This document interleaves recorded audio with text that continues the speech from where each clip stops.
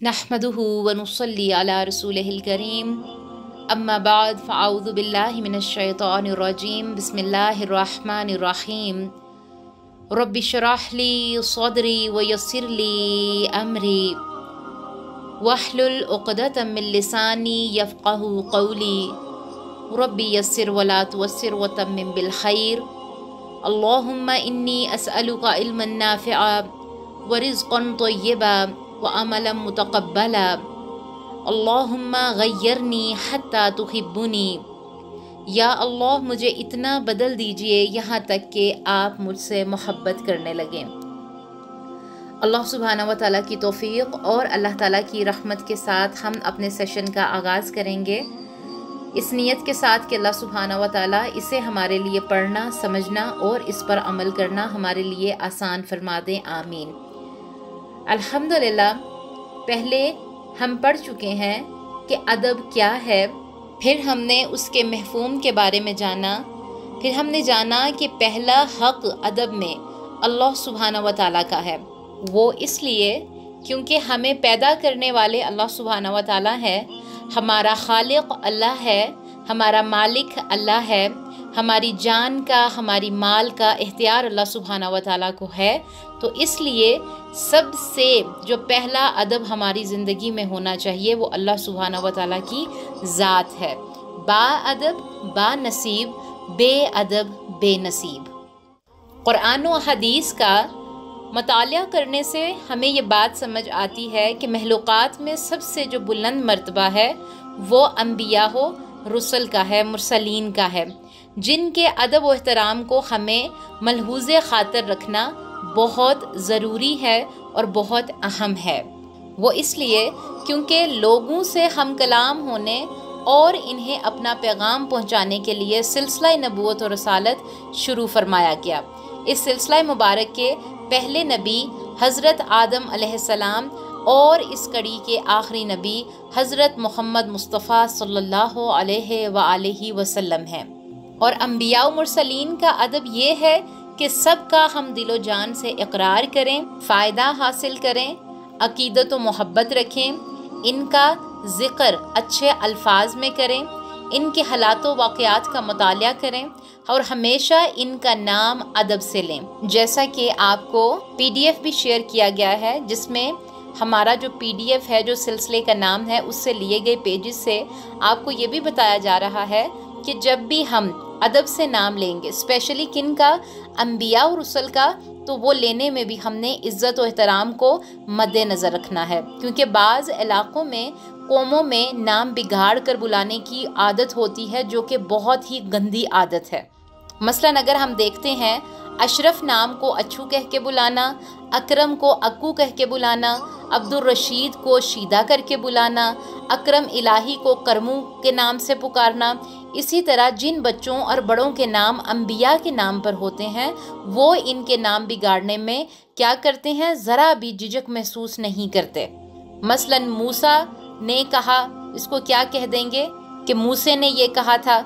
ईसा ने दुकान बंद कर दी तो ईसा को ईसे कर देंगे। इसी तरह बहुत से नाम हैं कि जिसको गलत नाम करके बुलाया जाता है, और बहुत ही दुख की बात है कि ये चीज़ें इंसान को फिर गलती भी में भी महसूस नहीं होती और फिर गुनाह में भी महसूस नहीं होती। तो ये एक बहुत बड़ी बेअदबी होती है कि जो कि हम बग़ैर किसी झिझक के नामों को इस तरह से पुकारते हैं या मुखातिब करते हैं। इससे हमें एहतियात करनी चाहिए। तो हम सब पर फ़र्ज़ है कि सबसे पहले हम खुद इस बारे में तालीम हासिल करें, खुद अदब और एहतराम के साथ इस चीज़ को सीखें, फिर दूसरों को सिखाएं, और जो भी इस दौलत से महरूम इंसान हो, हम उसको ये चीज़ें बताएं कि हमने ये तमाम नाम जो कि बड़े बाअदब नाम हैं, इनको पुकारना कैसे है। अब हम मुख्तसर सी बात कर लेते हैं बाकी के तमाम अम्बिया पर, फिर उसके बाद इंशाअल्लाह हम देखेंगे कि हमारी ज़िंदगी में नबी सल्लल्लाहु अलैहि वसल्लम का क्या मुकाम है और कौन से ऐसे हकूक़ हैं जो कि हमने एक उम्मत मुस्लिमा होने के नाते अदा करने हैं। इंशाअल्लाह हम उन 8 हकूक़ पे भी बात करेंगे, लेकिन उससे पहले हम थोड़ी सी बात कर लेते हैं बाकी के तमाम अम्बिया पर। खुलासा हदीस है कि नबी सल्लल्लाहु अलैहि वसल्लम ने फरमाया, अंबिया के मुकाबले में मुझे फजीलत ना दिया करो, क्योंकि जब सूर फूंका जाएगा तो आसमानों ज़मीन में जो भी है वो बेहोश हो जाएंगे, इनके सिवा जिन्हें अल्लाह चाहेगा। फिर दोबारा सूर फूंका जाएगा तो मैं पहला हूँगा जिसे उठाया जाएगा। तो मूसा अलैहिस्सलाम अर्श इलाही को थामे हुए होंगे। अब मुझे ये नहीं पता कि तूर पर बेहोशी की वजह से इस वक्त बेहोश नहीं होंगे या मुझसे पहले इन्हें उठाया जाएगा। यहाँ पर नबी सल्लल्लाहु अलैहि वसल्लम ने हज़रत मूसा अलैहिस्सलाम की तौक़ीर और एहतराम व मकाम के हवाले से तालीम देते हुए अमूमी कायदा बयान फरमा दिया कि अल्लाह के नबियों के मुकाबले में मुझे फजीलत ना दो। इसी तरह 10 मुहर्रम के रोज़े के हवाले से भी नबी सल्लल्लाहु अलैहि वसल्लम ने वाज़े ऐलान फरमाया कि जब नबी सल्लल्लाहु अलैहि वसल्लम मदीना मुनव्वरा में तशरीफ़ लाए तो यहाँ के यहूदी 10 मुहर्रम का रोज़ा रखते थे। तो आप सल्लल्लाहु अलैहि वसल्लम ने पूछा, मा हाज़ा, ये किस वजह से है? तो यहूद ने कहा, ये बड़ा अजीम दिन है, अल्लाह ने इस दिन सैयदना मूसा अलैहिस्सलाम को और बनी इसराइल को निजात दी थी। तो हज़रत मूसा ने इस दिन रोज़ा रखा था। तो आप सल्लल्लाहु अलैहि वसल्लम ने फरमाया, नहनु अहक्कु बिमूसा मिनकुम, हम तुम्हारी निस्बत मूसा अलैहिस्सलाम का ज़्यादा हक़ रखते हैं। लिहाजा आप सल्लल्लाहु अलैहि वसल्लम ने रोज़ा रखा और इसका रोज़ा रखने का हुक्म दिया। इसके अलावा सूरत अल बकरा में अल्लाह सुब्हानहू व तआला फरमाते हैं, ला नुफर्रक़ु बैना अहदिम मिन रुसुलिह, कि हम इसके रसूलों में से किसी के दरमियान फ़र्क नहीं करते, यानी ईमान लाने में और मुकाम पहचानने में। बाकी रहा अल्लाह ने रसूलों के जो मकामात और मरातिब रखे हैं, इनका इजहार इस वक़्त किया जाएगा जबकि मुकाबलतन बात ना हो, क्योंकि रसूलों में मरातब तो मौजूद हैं। क्योंकि अल्लाह सुब्हानहू व तआला ये भी फरमाते हैं, तिलकर रसूलु फद्दलना बअदुहुम अला बअद, ये रसूल हैं, हमने इनमें कई रसूलों को दूसरों पर फजीलत दी है। इसी तरह हम कुरान में देखें तो अल्हम्दुलिल्लाह सुम्मा अल्हम्दुलिल्लाह, हज़रत आदम अलैहिस्सलाम, हज़रत इब्राहीम अलैहिस्सलाम, हज़रत नूह अलैहिस्सलाम, हज़रत यूनुस अलैहिस्सलाम, हज़रत यूसुफ अलैहिस्सलाम, हज़रत अय्यूब अलैहिस्सलाम, हज़रत मूसा अलैहिस्सलाम, हज़रत ईसा अलैहिस्सलाम और दीगर अम्बिया का ज़िक्र और फ़जीलत हमें मिलता है, उनके मकाम को ज़ाहिर करते हुए कि उनका दीन इस्लाम में क्या रोल था, उन्होंने दीन इस्लाम में कौन से सरबुलंदी वाले काम किए और अल्लाह सुब्हानहू व तआला ने आज भी उनका नाम बाकी रखा। तो इसके लिए हमें क्या चाहिए कि हम कुरान का मुतालिया करें, तमाम अम्बिया के वाक़यात को पढ़ें, जायज़ा लें, तज़किया लें और जितने भी वाक़यात हैं उनसे हम गौर व फ़िक्र और तज़किया करते हुए अपनी ज़िंदगी को बेहतर से बेहतरीन बनाएं। अब हम बात करते हैं नबी सल्लल्लाहु अलैहि वसल्लम के अदब व आदाब के बारे में, क्योंकि ये बहुत ही वसी मौजू है और अगर हम एक एक अम्बिया पर भी बात करें तो हर अम्बिया पर भी बात करने पर हमें बहुत ही गहरे पॉइंट्स मिलते हैं, तज़किया करने को बहुत कुछ मिलता है। लेकिन अभी हम देखेंगे कि उम्मत पर यानी मुझ पर और आप सब पर नबी सल्लल्लाहु अलैहि वसल्लम के हकूक़ कौन कौन से हैं। तो नोट कर लें, 8 हकूक़ ऐसे हैं कि जिन पर हम बात करेंगे, जिसमें सबसे पहला हक़ क्या है कि नबी सल्लल्लाहु अलैहि वसल्लम को अल्लाह का बंदा और रसूल मानना। फिर दूसरा है उनका तौक़ीर व एहतराम करना। फिर तीसरा क्या है कि अल्लाह ताला के बाद सबसे ज़्यादा मोहब्बत इनसे मोहब्बत करना, यानी नबी सल्लल्लाहु अलैहि वसल्लम से। फिर चौथा क्या है कि उस्वा हसना यानी इनके तरीक़े पर अमल करना। फिर पांचवा क्या है, अतात करना, जैसा उन्होंने किया इसे अमल से ज़ाहिर करना। छठा क्या है, इख्तलाफी मसाइल में फ़ैसिल तस्लीम करना। फिर सातवां क्या है, कुरान के साथ साथ सही अहादीस पर अमल करना। फिर आठवां क्या है कि ज़्यादा से ज़्यादा दरूद शरीफ पढ़ना।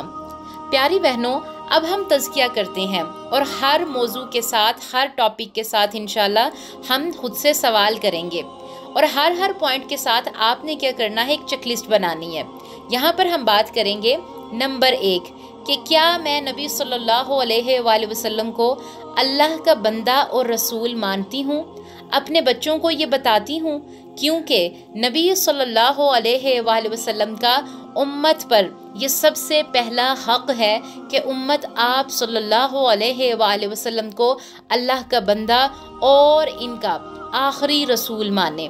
और यही वो बात है जिसका हर मुसलमान कलमा शहादत पढ़ते हुए इकरार करता है कि अल्लाह ताला के सिवा कोई माबूद बरहक नहीं और मोहम्मद सल्लल्लाहु अलैहि वसल्लम अल्लाह के बंदे और इसके रसूल हैं।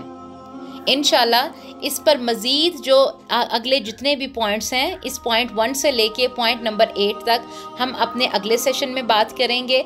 अभी तक के लिए हम अपने टाइम पीरियड के दौरान इसी बात को यहीं पे कंप्लीट करते हैं कि हमने क्या करना है कि हमने जितने भी अंबिया हैं उनकी ज़िंदगी से हमने क्या सबक लेना है कि हमने उनके वाक़यात को पढ़ना है, उस पर मुतालिया करना है, तज़किया करना है, और तज़किया के साथ साथ हमने ये देखना है कि ऐसे कौन से काम हैं जो माजी के लोगों में तो थे जिनके लिए अंबिया व रुसल भेजे गए, क्या कहीं हम भी उन फितनों का शिकार तो नहीं है? क्या हम भी वही काम तो नहीं करते? क्या हम भी धोखाधड़ी तो नहीं करते?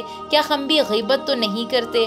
क्या हम भी झूठ फरेब जैसे जितने भी गुनाह हैं उनमें मुलव्विस तो नहीं है? आपने ये चेकलिस्ट बनानी है कि जितनी भी अक़वाम हैं उनके ऊपर जितने भी अब तक अंबिया नाजिल हुए थे वो उनके कौन कौन से ऐसे जुर्म थे जिनकी बुनियाद पर उनके ऊपर रसूलों को भेजा गया, अहकामात को नाजिल किया गया, और उन लोगों का अंजाम क्या हुआ। क्योंकि जब तक हम गौर व फिक्र नहीं करेंगे तब तक हम अपनी ज़िंदगी में जायज़ा लेते हुए अपनी तमाम गंदगी को अपने अंदर से निकाल नहीं पाएंगे। तो इंशाल्लाह अपने अगले मौजू के साथ, टॉपिक के साथ हम यहीं से अपनी क्लास का आगाज़ करेंगे, सेशन का आगाज़ करेंगे, जिसमें हम जानेंगे कि कौन से ऐसे 8 हक़ हैं जो कि नबी सल्लल्लाहु अलैहि वसल्लम के हैं और हमने उन्हें अदा करना है, और ये हम एज अ मुसलमान जो है हम सब पर फ़र्ज़ है। इंशाल्लाह फिर अगले मौजू के साथ यहीं से हम अपनी बात को लेंगे। तब तक के लिए गौर व फिक्र कीजिए, तज़किया कीजिए। अल्लाह सुब्हाना व तआला हमें तौफ़ीक़ अता फ़रमाए बेहतरीन तरीके से इसको लेने की और इस पर अमल करने की। सुब्हान रब्बिक रब्बिल इज़्ज़ति अम्मा यसिफ़ून व सलामुन अलल मुरसलीन वल्हम्दुलिल्लाहि रब्बिल आलमीन। आमीन अल्लाहुम्मा आमीन। अस्सलामु अलैकुम व रहमतुल्लाहि व बरकातुहू।